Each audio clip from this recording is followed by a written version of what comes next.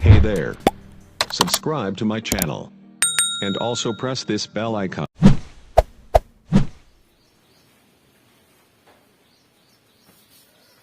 Hello बच्चों, दर्शन classes में आपका फिर से एक बार स्वागत है। और प्रीवियस क्लास में हमने क्लास 11th में केमिस्ट्री में जो थॉमसन का एटॉमिक मॉडल देखा था और इसके बाद में EMW यानी कि इलेक्ट्रोमैग्नेटिक वेव्स देखी थी।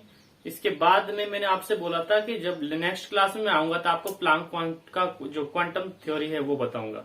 ठीक है फ्रेंड्स, तो आज मैं आपको बताऊंगा प्लांक्स क्वांटम थ्योरी। ठीक है, आप गौर से यहाँ पे बोर्ड पे देखिए और नोट्स बनाते चलिए, साथ साथ में आपको बहुत हेल्प मिलेगी इससे। ठीक है, तो नेक्स्ट क्या बताया था मैंने आपको कि हमको आज पढ़ना है प्लांक्स क्वांटम थ्योरी। ठीक है, हिंदी मीडियम के स्टूडेंट्स इसको क्या बोलेंगे? प्लांक का क्वांटम सिद्धांत। हिंदी मीडियम वाले क्या बोलेंगे? प्लांक का क्वांटम सिद्धांत। ठीक है, बिल्कुल समझ में आ रहा होगा आपको। तो प्लांक का क्वांटम सिद्धांत क्या है? एक छोटी सी बात बोली थी इसने कि, और वो सही भी है। ठीक है, उसने अंदाजा लगाया था और एक प्रैक्टिकल के आधार पर पाया था कि जब भी किसी भी ऑब्जेक्ट में, मान लीजिए कोई वस्तु है, इसको मान लीजिए मैं एक सपोज कीजिए एक अंगारा मान लेता हूं। क्या मान लेता हूं? अंगारा। इससे आपको जल्दी समझ में आ जाएगा। ठीक है, इस अंगारे के आसपास हम बैठेंगे तो हमको क्या मिलेगी? एनर्जी मिलेगी। मान लीजिए ठंड के दिनों में हम आग के पास बैठते हैं तो हमें ऊर्जा मिलती है, एनर्जी मिलती है। ठीक है, तो ये ऊर्जा कहां से निकलती है, एनर्जी कहां से निकलती है? तो इस अंगारे में से ही निकलेगी। इस अंगारे में से जो एनर्जी निकलती है इस फॉर्म में, यानी कि ऐसे ऐसे और ऐसे। ठीक है, पहले निकल गई, फिर बाद में बंद हो गई, निकल गई, बंद हो गई, निकल गई, बंद हो गई, बंडल के रूप में निकलती है। ठीक है, छोटे छोटे पैकेट्स के रूप में एनर्जी निकलती है। ठीक है, ये बात सही है। जब भी किसी ऑब्जेक्ट्स में, मान लीजिए कहीं बल्ब जल रहा है, बल्ब में से एनर्जी निकलेगी, तो एनर्जी कैसे निकलेगी? वो बंडल के रूप में निकलेगी, फिर छोटे छोटे पैकेट्स के रूप में निकलेगी, समवेस्ट के रूप में निकलेगी। ठीक है, और उन छोटे छोटे बंडल्स को, उन पैकेट्स को क्या बोलते हैं? हम क्वांटा बोलते हैं। क्या बोलते हैं उनको? क्वांटा। ठीक है, या फिर फोटोन, दो चीजें बोल सकते हैं, हिंदी में भी यही बोलेंगे इसको। ठीक है, तो आपको प्लांक का क्वांटम सिद्धांत ये समझना है, क्या याद रखना है कि प्लांक ने बताया था कि यदि किसी भी ऑब्जेक्ट्स में, किसी भी पिंड में से यदि एनर्जी निकलती है तो वो छोटे छोटे पैकेट्स के रूप में निकलती है, बंडल के रूप में निकलती है, असतत रूप से, यानी डिसकंटिन्यूअस। ठीक है, कैसे निकलेगी? डिसकंटिन्यूअस, यानी कि निकल गई एनर्जी, फिर निकल गई, फिर बंद हो गई, फिर निकल गई, फिर बंद हो गई। इस तरह से एनर्जी क्या होती है? इसमें रिलीज होती है। ठीक है मित्रों, बात समझ में आई? उन छोटे छोटे पैकेट्स को क्या बोला जाता है? या तो फोटोन या फिर क्वांटा कहा जाता है। ठीक है, बात समझ में आई होगी मित्रों आपको। अब प्लांक ने क्या बताया था? प्लांक ने बताया था कि ये जो एनर्जी है, ये जो एनर्जी है वो, ये एनर्जी किसके? फ्रीक्वेंसी के डायरेक्टली प्रोपोर्शनल होती है। ये जो एनर्जी है किसके मित्रों? ये जो फ्रीक्वेंसी है इसके क्या होती है? डायरेक्टली प्रोपोर्शनल होती है। बात समझ में आई आपको कि जितनी ज्यादा फ्रीक्वेंसी होगी उतनी ज्यादा एनर्जी निकलेगी। ठीक है, आपने देखा होगा मोबाइल में का जो टावर होता है, टावर में जितनी ज्यादा फ्रीक्वेंसी होती है उतनी ज्यादा नेटवर्क मिलते हैं। ठीक है, तो एनर्जी ज्यादा कब होगी? जब फ्रीक्वेंसी ज्यादा होगी। फ्रीक्वेंसी ज्यादा होगी तो एनर्जी ज्यादा होगी। आयो समझ में? ठीक है, मैं इसका प्रोपोर्शनल साइन हटाऊंगा मित्रों, यहाँ पे क्या लिख दूंगा? E बराबर H न्यू। ठीक है, न्यू आप जानते हो फ्रीक्वेंसी है। एच क्या है? तो एच में यहाँ पे लिख देता हूं, यहाँ पे एच है प्लांक कांस्टेंट। क्या है? Planck constant of which value is, इसकी एच की वैल्यू क्या होती है मित्रों? 6.2 इंटू 10⁻⁻34 जूल इंटू सेकेंड। ये क्या होती है? इसकी वैल्यू होती है किसकी? एच प्लांक कांस्टेंट की। ठीक है, ये वैल्यू भी निकाली जाती है लेकिन हमें उसको कैलकुलेशन की अभी आवश्यकता नहीं है। ठीक है, ये प्लांक कांस्टेंट है। ठीक है, अब आगे देखिए मित्रों, आपको पता है जब मैंने EMW पढ़ाई थी उस टाइम पे, यानी कि इलेक्ट्रोमैग्नेटिक वेव्स जब आपको पढ़ाई थी, तो उसमें हमने फ्रीक्वेंसी और लेमडा के बारे में भी जाना था। ठीक है, तो वहां पे मैंने क्या बताया था आपको कि जो न्यू होता है वो C/λ के बराबर होता है। आप प्रीवियस वीडियो में देख लेना, अगर वो नहीं देखा हो तो मैंने डिस्क्रिप्शन में लिंक दे रखा है उसका। ठीक है, तो न्यू बराबर क्या होता है? C/λ। इस वैल्यू को हम यहाँ पुट करेंगे तो क्या आ जाएगा हमारे पास? इस न्यू की जगह E is equal to HC/λ। ठीक है, यहाँ पे H क्या है मित्रों? आपको पता है H क्या है? प्लांक कांस्टेंट है। C क्या है? C सी है स्पीड ऑफ लाइट। क्या है? Speed of light. आपको पता है प्रकाश की चाल है ये, ठीक है। इसके बाद में लैम्डा क्या है? वेवलेंथ है, ठीक है। इसकी वैल्यू क्या होती है? बदलती रहती है, किसी की ज्यादा होती है, किसी की कम होती है, ठीक है। और ये किस में आएगा? ये आंसर मित्रों यदि आप करोगे तो ये जूल में आएगा। काय में? जूल में। नेक्स्ट देखिए यहाँ पे, यदि इसको और भी आगे बढ़ाते हैं, E equal to H C upon lambda, और इलेक्ट्रॉन के आवेश यानी कि 6.7 इंटू 10⁻⁻19 कूलम से यदि मल्टीप्लाई कर देंगे तो इसका आंसर फिर किस में आ जाएगा? इलेक्ट्रॉन वोल्ट में, ठीक है। आप जानते हो प्लांक कांस्टेंट, ये वैल्यू फिक्स रहती है। स्पीड ऑफ लाइट भी क्या है? फिक्स होती है 3 to 10⁸ मीटर पर सेकेंड, और इलेक्ट्रॉन का चार्ज भी क्या है? फिक्स है, ठीक है। यदि इनको आपस में मल्टीप्लाई करें हम, ठीक है, तो आपके पास में 12,400 यानी 4,400, ठीक है, और डिवाइडेड बाय लैम्डा, और ये किस में आएगा? एंगस्ट्रम में। किस में आएगा? एंगस्ट्रम। ये आपका इलेक्ट्रॉन वोल्ट में डायरेक्ट आंसर आ जाएगा, ठीक है। आपको एग्जाम में इन सबका मल्टीप्लाई नहीं करना, मैंने यहाँ मल्टीप्लाई करके यहाँ पे डायरेक्टली आपको दे दिया। आप इसी फॉर्मूले में रखोगे तो आपके पास में एनर्जी आ जाएगी, ठीक है मित्रों। आई बात समझ में आपको, ठीक है। अब ये एंगस्ट्रम क्या है? तो एंगस्ट्रम की वैल्यू आपको पता है, एक एंगस्ट्रम बराबर कितना होता है मित्रों? तो 10⁻⁻10 मीटर होता है। क्या होता है? 10⁻⁻10, ठीक है। जब भी आप एंगस्ट्रम हटाओगे तो यहाँ पे 10⁻⁻10 जरूर करोगे, ठीक है। ऊपर ले जाकर उसको प्लस में कर देंगे, ठीक है। तो ये प्लांक का क्या था? क्वांटम थ्योरी थी मित्रों, ठीक है। इसको नोट कर लेंगे आप, ये बिल्कुल इजीली आपको समझ में आ गया होगा, मुझे उम्मीद है, ठीक है। आ गया होगा, बहुत बढ़िया, ठीक है। नेक्स्ट देखेंगे हम मित्रों, आपने नोट कर लिया होगा, मैं इसको रफ कर देता हूं।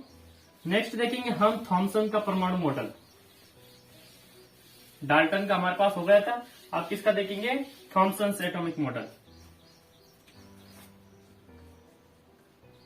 थॉमसन्स एटॉमिक मॉडल, ठीक है। ये थॉमसन का एटॉमिक मॉडल है, ठीक है। तो थॉमसन ने क्या बताया था? ठीक है, थॉमसन ने बताया था मित्रों कि जो एक एटम होता है वो एक तरबूज जैसा समझिए। तरबूज में आपने देखे होंगे, खाया भी होगा तरबूज में। तरबूज को खाने में एक समस्या आती है, ठीक है, आपको भी आई होगी कभी, कि खाते हैं तो बीच बीच में बीजे आ जाते हैं। उसके बीज जो रहते हैं ना, थोड़ा खाया तरबूज फिर बीज आ गया, थोड़ा खाया, यानी एक जगह बीज नहीं है। ये बहुत बड़ी समस्या है। तरबूज बहुत अच्छा होता है, लेकिन एक भगवान ने उसमें एक कमी रखी है। वो कमी क्या है? कि उसके बीजे एक जगह नहीं है, ठीक है। तो थॉमसन ने क्या बताया था कि एटम एक गोला है, परमाणु क्या है? एक गोला है। एटम इज एन स्फीयर, ठीक है। अब इसके बाद में उसमें ये प्लस, ये प्लस, ये प्लस, ये माइनस, ये माइनस, ठीक है, ये प्लस, ये प्लस, प्लस माइनस माइनस, ठीक है, माइनस माइनस और प्लस माइनस प्लस, ठीक है, minus minus minus minus plus plus plus plus, ये समझना बस आप, ठीक है। हालांकि मॉडर्न थ्योरी ये कहती है कि जो प्लस होता है वो बीच में होता है और माइनस जो होता है वो अगल बगल होते हैं, ठीक है। लेकिन थॉमसन ने क्या बताया था कि परमाणु है जो एक गोला है और उसमें धनावेश यानी पॉजिटिव और ऋणावेश यानी नेगेटिव चार्ज क्या होते हैं? बिखरे रहते हैं, ठीक है।